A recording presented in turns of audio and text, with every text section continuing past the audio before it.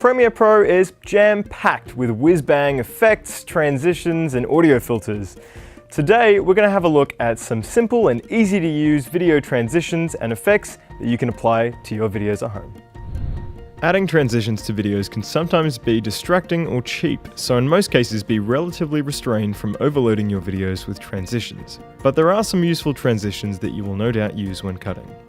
The most important one would be the dissolve transition. This can be applied for beginning or ending your videos by fading in or out. If you navigate into the effects panel and go to the subsection called Video Transitions, you should see a drop-down folder simply marked Dissolve. From here you can drag and drop the film dissolve or cross-dissolve transition straight onto the beginning or end of your clip. You can use this transition in between two clips to do what's called a crossfade. The audio counterpart to this transition is in the Audio Transitions folder, and you can use any of these three for fading in or out of audio or crossfading two different audio clips. This smoothens the audio between a cut and eliminates the abrupt sound change that can happen between two clips. Moving into the Video Effects folder, you'll see Premiere has a lot of inbuilt tools to add visual flair to your videos. Some of these are standard and others can get quite advanced. I would recommend you experiment and play around with some of these effects yourself to see what may be useful or add to your video making.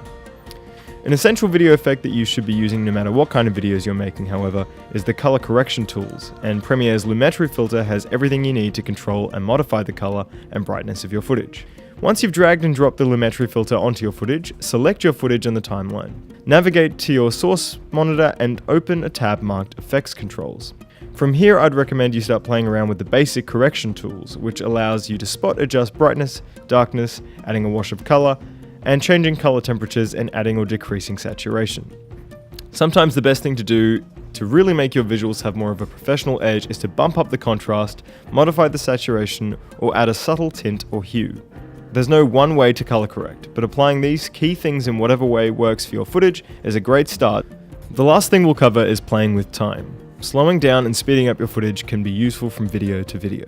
The rate stretch tool on the left panel of your timeline is the easiest way to change the speed of your clips, whether it be audio or video.